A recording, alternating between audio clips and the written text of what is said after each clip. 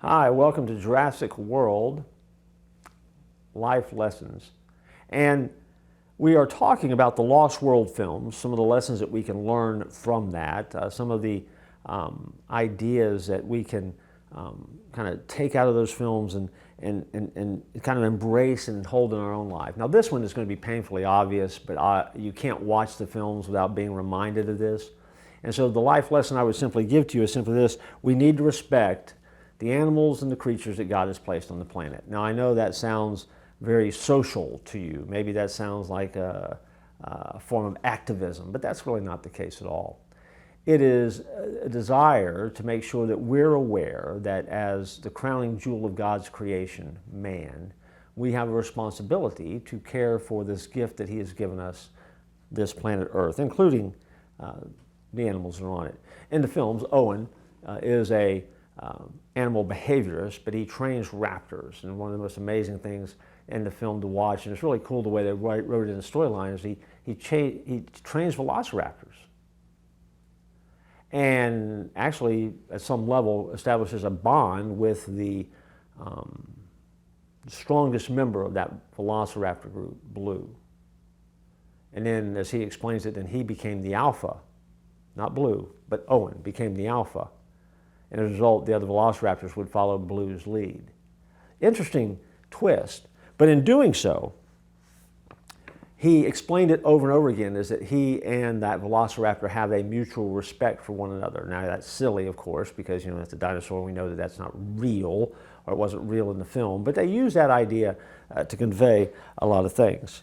Owen is a character that was never using the dinosaurs as a laboratory to see what he created. He was someone that was trying to relate to the world that he was working in, where the dinosaurs were a part of that. Now, of course, in the films, what happens is the dinosaurs are loose, they escape, and they begin doing all the stuff that a dinosaur would be expected to do, and that becomes a problem. But let's come back to the life lesson. We have to learn to respect the animals that are on the planet. We have to learn to take care of the planet around us, and we can do that without worshiping the planet.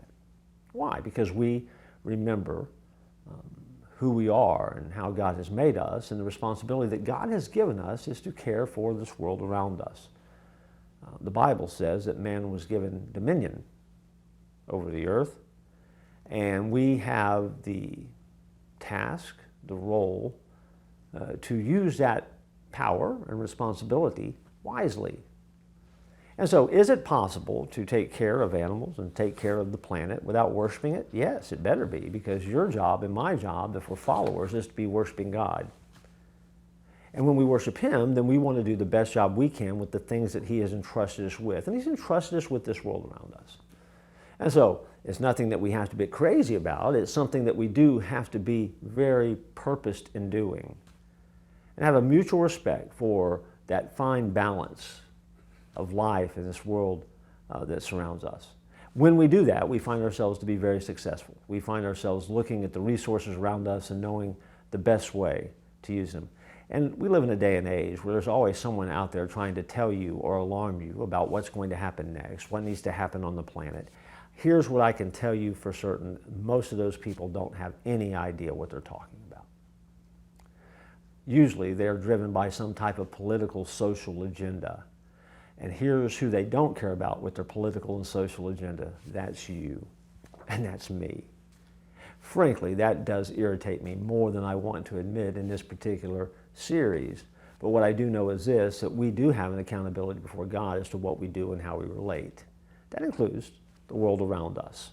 And so, a life lesson that shows up over and over and over and over again in Jurassic Park is, if you don't respect that, it can get away from you, and it can go horribly, horribly south.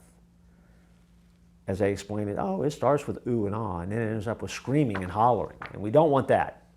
And so, be wise, take care. Remember that you were never created for extinction. Instead, you were created to survive and thrive, and I look forward to joining you next time here for more life lessons.